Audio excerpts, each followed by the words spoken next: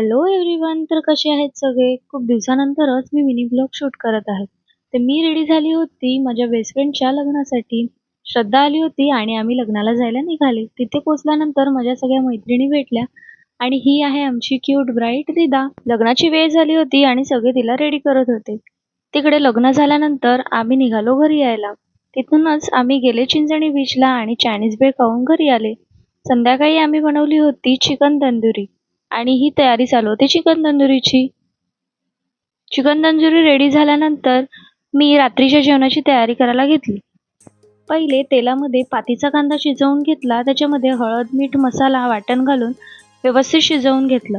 त्याच्यानंतर त्याच्यात घातले आंबोशीचे पाणी आणि व्यवस्थित शिजवून घेऊन एक उकळ आल्यानंतर त्याच्यामध्ये मी सोडले बांबुके बोंबील आणि अशी भाजी रेडी करून घेतली. रात्री पप्पांनी मस्त केसाला तेल लावून मॉलिश करून घेतली. असा होता आजचा दिवस. Thank you for watching. भेटूया नेक्स्ट ब्लॉगमध्ये. बाय.